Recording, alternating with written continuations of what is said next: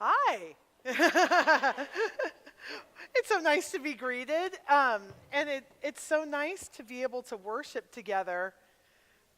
Okay, I know we've got guys up there. We like you guys. I'm married to a guy. I'm all about the guys, okay? Can I just tell you, I secretly love having a female worship band up there?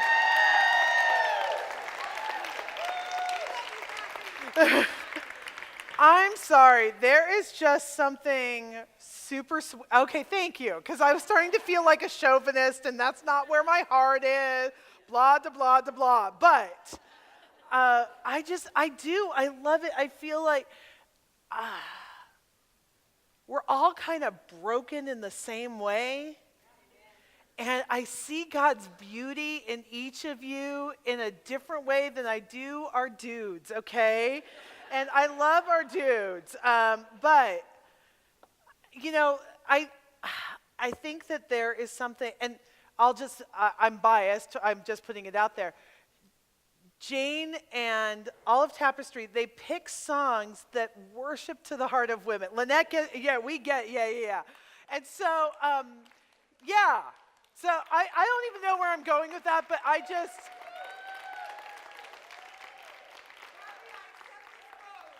you have been chosen. Oh my goodness. Okay, so yeah, that's it. Okay, it's who I am. I love this, and you know, even though I get to do this a lot, let's just say the quality of worship and food varies greatly from retreat center to retreat center, okay? And we just had somebody recently where we went and did a conference, and Roger put it best, you know, oh, that worship director, their heart was for Jesus. And you know, yes, that's a nice way of saying we can't wait to hear Tapestry. So I'm so glad to be with you guys, yeah. Okay, so yes, we had 2 women go home without knowing Christ, but we have one who is going home knowing Christ for the first time. And I'm not going to make her stand up or embarrass her or sing Kumbaya or anything like that. Yeah, it's like somebody else getting up and announcing your engagement. You know, I won't do that, but I'm just excited that we have, you know, God has birthed something new here. And so many of you came up to me last night, and I just have to do a confession. You know, there are some people who have their talks, and they've done their talks since Jesus has come. And those talks are powerful, and the reason they keep giving the same talk is because it works. And there are great speakers like that. I am a fly-by-the-seat kind of girl, okay? And I get a random thought, and I'm like, I should speak about that tonight. And why do I do this to myself? Well, because the part about me taking the job was not part of the talk last night. And a bunch of you came up to me and said, you did that specifically for me. And I'm like, that's awesome. I had no idea I was doing that. Never before have I ever said from stage, wait patiently, act boldly. And for some of you, that's exactly what you needed to hear last night. So that's all Holy Spirit. That's just me. I'm glad. I'm so grateful because today, you know, who knows what God's... Well, first I'm going to talk about monkeys. Okay. Brentwood Bible Fellowship wanted to remind me anytime I felt like holding on to the piece of fruit to remind me not to be the monkey. Because look what happens to the monkey when, he's flat as a pancake now. I'm sorry, I was hugging him, and he's lost his stuffing. But thank you, Brentwood Bible and the dollar store, because now I have an awesome reminder of God's faithfulness. I love that. So we've talked about a few things. Friday night, we talked about have your list. Your list is important. But when God interrupts your list, pay attention. Don't just keep going on and saying, because I wrote it down, because I said I was going to do that, I've got to keep to it. No, let God interrupt your list. And how do we create the eyes to see what God wants us to do? We need to be paying attention. We need to be prayerful. And we need to say, God, I don't want to miss any opportunity you have for me. God, I'm not just paying attention, I'm seeking you out. This isn't just, hey, when you show up, I'll do. I'm looking for where you want me to be. I want to be used by you in a mighty way. I want to know your heart so intimately that your heartbeat is my heartbeat, and I can't miss what you have for me. And then last night, we talked about the blue tassel and how when we are blue tassel living, we are trusting God to provide everything we need, and we can patiently wait. But when he says, now go, we act boldly. And I wear a tassel with me so that I can remember this. And I pray that you'll take those blue tassels, you'll hang them up on the rear view mirror of your car, and you will have to cut them and then retie them. But you're all crafty enough to do that, I promise you. Or you can loop them through for those who are really thinkers on that kind of thing. But or put it on your keychain. If you need another blue tassel, they're in the back. Take it.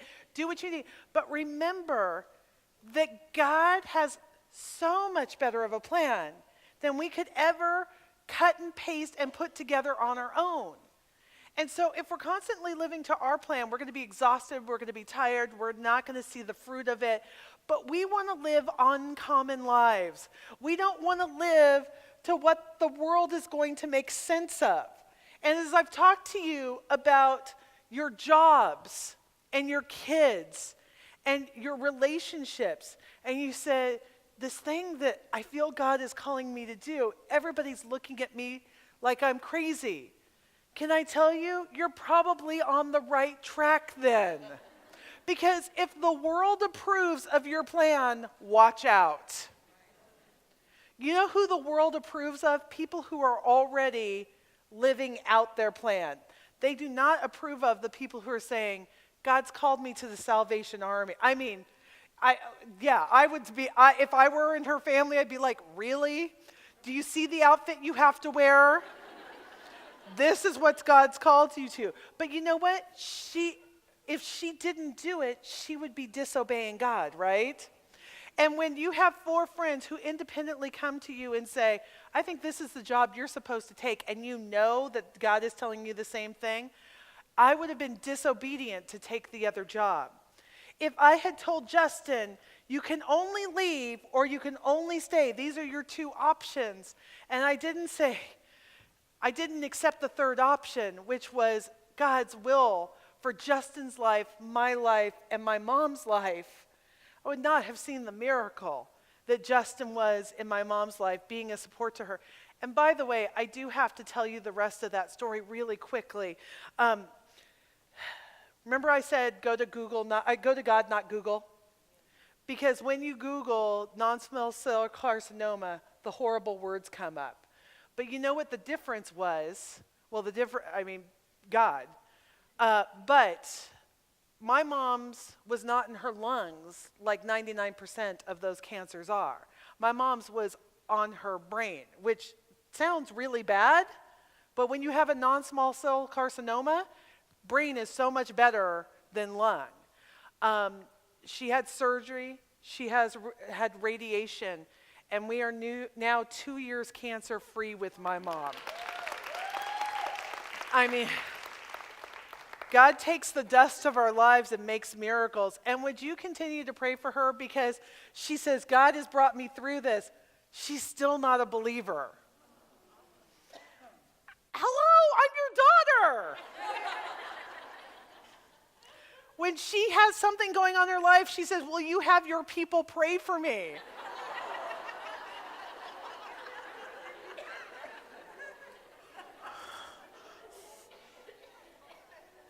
I don't understand the block. I just know it's not up to me, it's up to God. I just know that. But I still bug her. Okay, anyway. God has given you much to do. God is sending you home with much to do. I know your lists are already starting, and I get it. I really do. But I just want you to take a deep breath, because God has a higher purpose for you than making sure everybody gets fed tonight, okay? And you who are going to Tracy, just remember, I still have another hour and a half beyond that. And then think about Morgan Hill, who still has, I don't even know about Nevada. I don't know. You getting back on Monday? What's your deal? You're 5 hours? Okay, I'm going to stop whining right now. God has designed you for a specific purpose. And when we lose our joy, when we lose our strength in our purpose, is because when we're not living it out. We need to be radical. We need to be desperate. We need to be like the bleeding woman who are going to clear people and situations out so that we can singularly pursue what God has for us. Several years ago, my parents were given 2 tickets to a place called Bonfanti Gardens. Who's been there, or Gilroy Gardens as it's now called? Gorgeous, right? The only non-annoying amusement park in the world, because there are no teenagers there. There's nothing for them to do there. It's looking at trees and little kiddie rides. It's awesome. So the only problem with Gilroy Gardens is that it's in Gilroy, California. Any Gilroydians here? Okay, bless your hearts, okay. Let me tell you what I mean by this, okay? The people are lovely, but what is Gilroy known for? Thank you. I love when I tell this in California. Okay. I used to live downwind of Gilroy. And every morning as I would wake up at 6:30 with my coffee, I would have the overwhelming scent of garlic, which I love, but just not with my coffee. The other problem is, if it's 72 degrees in San Jose, it's 147 in Gilroy. I don't know how that is, but it just is. So my parents won these 2 tickets for July 2nd. I'm like, Mom, I will buy you new tickets. I will buy you tickets to not go on July 2nd. But my mom, bless her heart, is the cheapest woman on the planet. And people come up to me and we have cheap offs about our moms, okay? When you get to 25 years of age and realize for the first time that other families do not have a drawer in their kitchen dedicated to reused aluminum foil,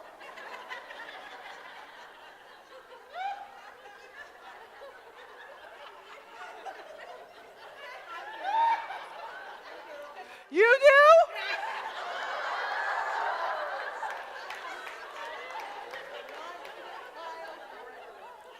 There's a what? What? A no-stick pile and a regular pile. That's hardcore, folks.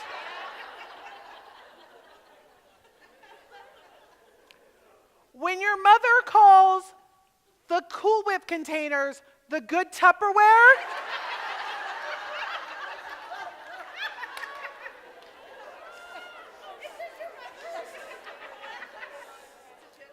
it's a generational thing, yes, I know. Little House on the Prairie, yeah, I get it. So there's no way my mom is not using those tickets. I mean, there's no way. So they go, and I start calling their house like every hour after 4 o'clock to make sure they made it home alive. Because you know what would really bum out my weekend? If my parents had a stroke. That would be a bummer, okay?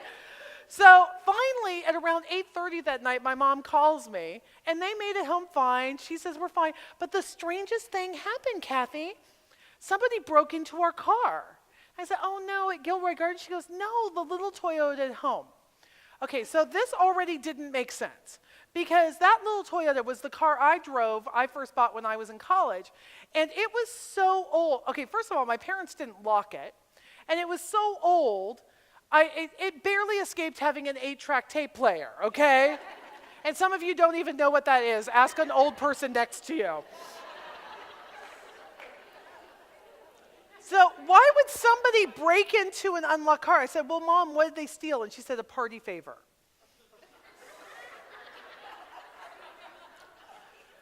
So how did they break in? She said, they broke a hole through the back window and stole it. And I was like, are you kidding me? So what you're telling me is somebody broke a hole through the back window of your unlocked car To steal a party favor, yes.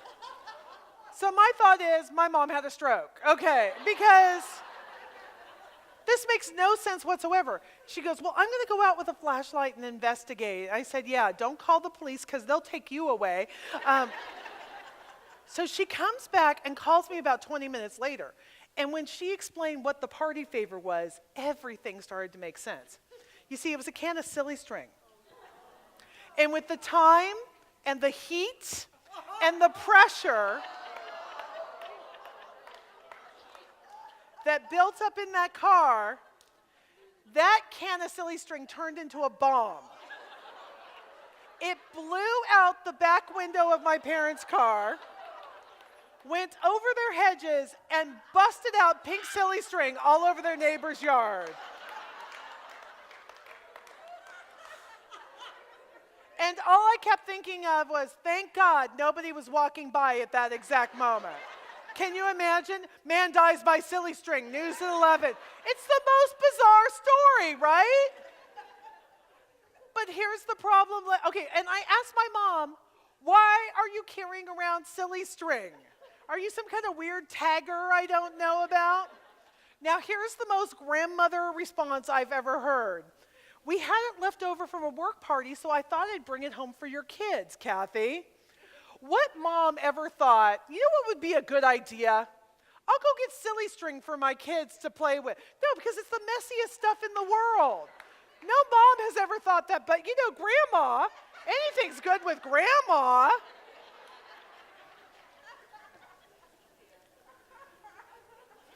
Here's the issue, ladies, and you're like, there's a spiritual application to this? Yes, there is. Ladies, we are that can of silly string. When we go through our lives and we are not used in the way that we're designed to be used, because my friend Jeff, who is literally a rocket scientist, he worked for NASA, he says, I can guarantee you that that can of silly string had never been opened. And my mom said, it's true, it had never been opened. He says, because even if a little of the pressure had been taken off, even if it had been used once, it probably wouldn't have behaved that way. And ladies, when we are doing what God has designed us to do, when we are living the life that we are supposed to be living, when we are dispensing joy, when we are living called according to our purpose, then the time and the heat and the pressure don't get to us in the way that they do if we are not being used. And let's just talk about that time and heat and pressure. When that happens, when we blow, because we all know we can blow, right? We all know that we're capable of that. Who are we going to blow against? Is it going to be the nice lady sitting next to us at retreat? Oh, no. You know all those people back home that we are sacrificing for, that we could barely get here because we have so much responsibility and we're doing everything for? They're the ones who are going to get the brunt of the impact when we lose our minds. You know, I was telling this story at a luncheon. It was one of those situations where the tables were all decorated and all the guys from the church wore their white shirts with their little bow ties and served. And they were done serving. And I was up and I was telling this story and I said, who are we going to blow against? And every male hand in the entire room went straight up. And I had to remind them this wasn't audience participation. But it's true. You know, we think that we're sacrificing, we're doing all these things. We've got this huge long list because we're taking care of our people. But if we're not also doing what God has called us to do, then the problem is we are living without joy. And we're going to blow, and we're going to go blow against the people that we're serving. And it could be husbands, it could be kids, it could be our coworkers, it could be our friends, the people we're doing life with. And so when God calls us, we need to have enough space in our lives to be able to hear it. And I remember one time particularly where God was calling me to do something. My friend Tanya had just had a baby, and she showed up at Bible study. And Tanya is always cute and put together, and she's always rocking it. She was a hot mess that day. I could tell, you know, she kept her hair color. That hadn't happened. You know, she was looking almost disheveled, and I was so proud of her for showing up for Bible study. And she was talking, and she says, Kathi, you know, and she was telling the whole group, I'm overwhelmed. I can't take care of the baby. Now, this is also with 3 other children. and she was drowning. She was drowning. And God clearly said to me, Kathy, go clean her house. And I said, no.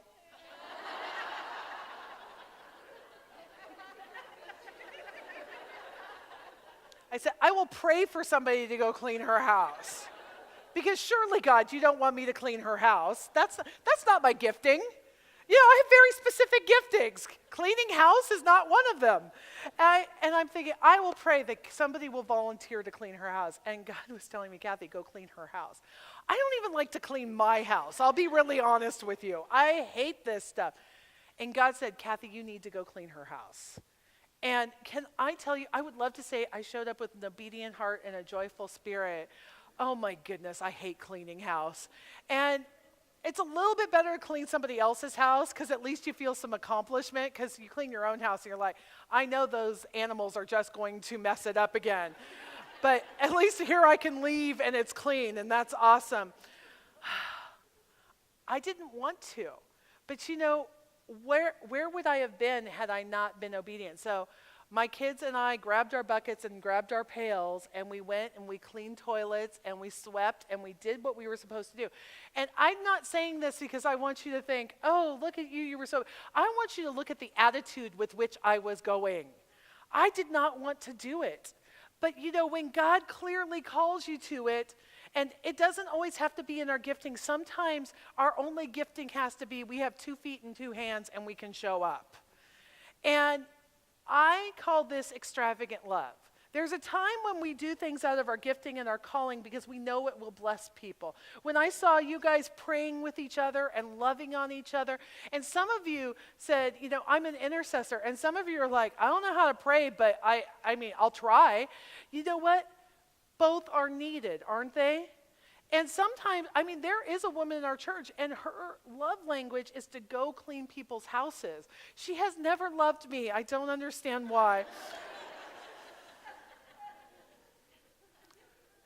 But we need to be in the habit of practicing extravagant love. And can I tell you, it's weird and it's awkward and it doesn't always fit. And there are many reasons why I am often reluctant to practice extravagant love. Even when I feel like God is clearly calling me to it, like saying, go do this for this person. First of all, it's messy. It's just messy. Trying to serve other people, you know, it's not always comfortable, and it takes you out of your comfort zone, and it's awkward. You know, lots of people don't want to be served. And so you're like, if I offer, are they going to be offended? You know, to offer to clean somebody's house is awkward because you're starting with the assumption the house is not in the state it should be. You know, these are things that are hard. And it requires trust. It requires trust between the two people sometimes that may not naturally be there. But you know, just 2 years later, I was in Tanya's position. I was not pregnant. That was not the situation. I was depressed. I was going through what I came to find out later was a bout of situational depression. And I was devastated. I dressed in all black, not because I was in mourning, but just because I couldn't put an outfit together to save my life. I didn't leave the house. I got my kids to their activities sometimes. I spent a lot of time just watching reruns of Friends and MASH and things like that. I mean, I was just in such a pit. I was in a horrible pit. And the other thing was, this is when I was married to my first husband. He had been unemployed for about 2 years at this point. And we were desperate, and I was overwhelmed. And I had a great friend. She's still a tremendous friend. Her name is Kimberly. She's who my daughter is named after. And Kimberly is a practitioner of extravagant love. And she is somebody who, when a bathroom needs to be cleaned, she can show up. When a family needs a meal, she's the one who will do this. And it's not because she has all this extra time or all these extra resources, but she's in the practice of extravagant love. She practices it on a regular basis. If I interviewed her about her day today already, I can assure you that there was already an act of extravagant love. And At this time, we were in a desperate situation, and I was desperate for my kid, and I didn't know what to do. And her husband, at this very time, was a brand new believer. He was not into this Jesus stuff. He came very reluctantly to the whole Jesus thing, but he had been around Kimberly so much, you can't help but get caught up in that. And Kim and I were talking, and I said, would you just pray for me, because I'm having to make some tough decisions. Do we give up the house? What do we do at this point? And Doug called me later on that day, and he said, Kathi, I've been praying about it, and I don't know for how long, but I'm supposed to pay your mortgage. I live in San Jose, California. This is not somebody who has tons of money. But he said, I believe, he goes, because I keep seeing it, God will provide what I need to give you and us, and we'll figure it out. And for 9 months, Doug paid our mortgage. And it was through the hardest time in my life, the worst time. And I have to say, one of the hardest things I've ever had to do is receive that. Can we just say extravagant love can be hard on both ends of it? Because you're feeling like, am I indebted to this person for the rest of my life? I didn't even know what to do, but we stumbled our way through it. It was really awkward at first, but I was so grateful. And we got to a place where I could part of the way that I recovered, besides medication, I'll be completely upfront and honest with you guys, was knowing that I had a place to go home to. That was part of how I could recover. And I knew that he was doing this so that my kids and I would be saved. So often, God has given you an abundance of something. Maybe it's things. Maybe you're a farmer and you have abundance of food. Maybe it is time. Maybe God has given you extra time in your life right now. Maybe it's energy. Maybe you're just one of those people who you can make things happen and you can do things. Or maybe it's money. Maybe, I just heard people chuckle. You know what? God chooses to bless some people in abundant and extravagant ways. And you know what I've seen happen over and over again? It's the people he can trust with that money, because they don't regard it as their own. They regard it as they're the ones who are supposed to be passing it on. I've seen it happen over and over and over again. And so often God has gifted us for something, not for us to keep, but for us to give away. And for some of us, that is going to be our time. Some of us, it's going to be, it could be our stuff, or maybe it's our space. Some people have the gift of hospitality. And I know that when I lived with my parents for 2 years, and they were so excited to finally have their retirement home, and I show up with 2 preteens. Awesome. I don't know what it is that God has given you an abundance of, but there is something in your life that you have an abundance of. There is something. And if you don't recognize it, ask the people around you, because they know what it is. But then for others of us, maybe you have all the money in the world, but you don't have time to spend with your family. There are things that each of us need. And God has entrusted certain people with certain things so that we can build up the body together and do that. So why do we not live in a space of abundant, extravagant love? And I think for some of us, it is because that it is what we went back to on Friday night, that fear, shame, and guilt. I want to read to you right now. I'm just going to tell you the story. Jesus came into town, and we're going to visit our friends Mary and Martha again. And so Jesus comes to the table, and then Martha served, while Lazarus was among all those guys who were reclining around him. And then Mary took about a pint of pure nard. This is John 12, by the way, guys. And Mary took about a pint of pure nard, an expensive perfume. She poured it on Jesus' feet and wiped his feet with her hair. And the house was filled with the fragrance of perfume. But one of his disciples, Judas, who was later to betray him, objected, "Why wasn't this perfume sold and the money given to the poor?" Do you see the shaming words right there? Think of what you could have done. Think of what you could have, the ministry you could have done if only you had handled things right. Why wasn't this perfume sold and the money given to the poor? It's worth a year's wages. He did not say this because he cared about the poor, but because he was a thief as keeper of the money bag. He used to help himself to what was put in it. Leave her alone, Jesus replied. I love Jesus.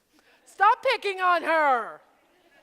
It was intended that she should save this perfume for the day of my burial. You will always have the poor among you, but you will not always have me. That's John 12, 1 through 8. I think the reason that we have a tough time as humans, and can I just say, I think in the year 2014, there's some struggle around this. I think in where we live and kind of the abundance we live in sometimes, there's some struggle around this. I think that the reason we have a hard time with extravagant love is the feeling of not either being enough or having enough. It's that scarcity mentality. So the first thing is fear. We're going to go back to our friends, fear, guilt, and shame. What if I need it someday? You know, especially money, stuff, items, those kind of things. I am doing a challenge on my blog this year. It's called the 2014 Things Challenge, and it's based on this book, the Get Yourself Organized Project, where I'm encouraging women to get rid of 2014 items from their house, which sounds like a lot until you realize if you started today, you would only have to get rid of 10 things a day. I mean, isn't that crazy thinking? You would only have to get rid of 10,000 things. And you know how many people I've already had who have finished it? Over 40 women have already gotten rid of 2014 things. And the reason is we are savers, we are stockpilers, because we want to be able to insure ourselves against not having enough. And this is where I talk in this book about the space, time, energy, and money. That when those things are in balance, STEM, space, time, energy, and money, we have a firm stand. You know the flower, the Gerber daisy? It's the crazy colored daisies. They're in pink and oranges and things like that. Part of the reason they're so gorgeous and they're used in so many decorating schemes is because of their strong stem. Okay, because you can abuse the daisy and it's still going to be okay. It has that big crazy colored flower. When you have a strong stem, when your space, time, energy, and money are in balance, when you're giving enough, when you're receiving enough, when you're doing what you need to be doing, that's when that big, beautiful life that God wants you to live can bloom. But we have to have these things in balance. And sometimes we have too much stuff and it chokes us. And there's a fear factor behind it. This is one of the worst stories about me that I'll just read to you. If you aren't using it or never going to use it, it doesn't bring you joy when you see it. Give it away. It might be a candle, but you don't like the smell, or a picture that you love, but you hate the frame. You can always put that picture in a new frame, but, okay, and I'm already hitting some people here, I get it. I know I should get rid of a set of sheets that I paid way too much money for because Roger doesn't like the feel of them. You know, they're just, he has particular sheet needs, okay? But I keep hanging on to them, knowing I would never use them, but I just hated giving them away because I'd spent so much money. Anybody have something like that in their house? Okay, you guys get this, right? Finally, Roger couldn't take it anymore. You know I never want to sleep on those sheets, right? He said, I know, but they were so expensive. So are you saving them for when I die?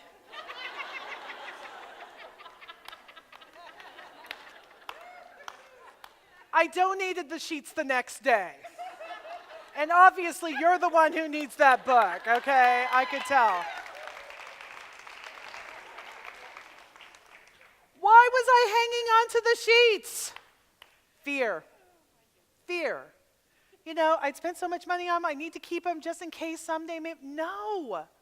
Give it away. If you have an extra car, give it away. There is some young youth pastor who desperately needs that, I promise you. Give it away. Get rid of this. Do not let fear crowd your life. That is not how we are designed to live. Maybe God has given you extra resources because he wants you to bless other people with it. But when I go into a house that is so crammed with stuff you can barely turn around, that's a house filled with fear.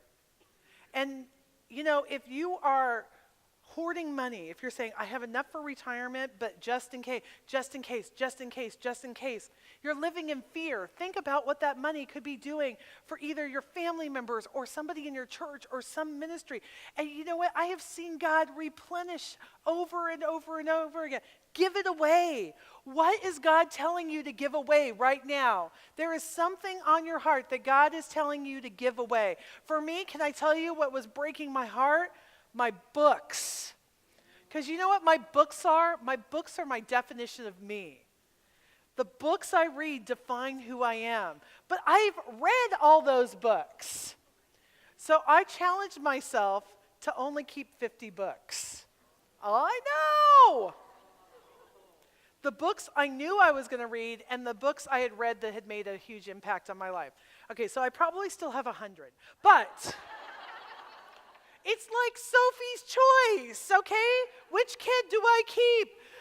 But you know what? I've got probably a fifth of the books I used to have.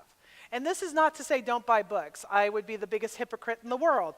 But this is to say, what am I really going to use again? What am I really, and then bless somebody else. You know, as I picked up the books to give away, a lot of them went to Goodwill, but a lot of them went to friends who I said, and I would just ship them out, and every time I shipped something out, I'm like, that's one more check, one more thing off. But I knew that the right book would go to the right person, and God did that every single time. Guilt. I could have done something better with it. I could have sold it for money for the poor. I spent so much money, so I need to keep it. What is the guilt that is keeping you from extravagant love? When God said, you need to give that money away, and you're like, oh, I don't know, God. And so we let all the guilt wrap us up. We hold on to things that we have no business holding on to, but because we feel guilty about the choice we made in the past, give it away. Give it away. And then shame, being judged as wasteful. You know, shame is such a huge motivator. And so when God is saying, you know what, just do it. Go give that away. Find out who needs that. Don't let the shame of, or maybe they would be embarrassed if I asked them if they needed this. Can I tell you, I have been the woman sitting in the welfare office. There was nothing you could have asked me if I wanted that I would have been ashamed about. I would have thought, how dare you ask me? You know what? I've been in the place where I didn't have enough food to feed my kids. I've been in that place.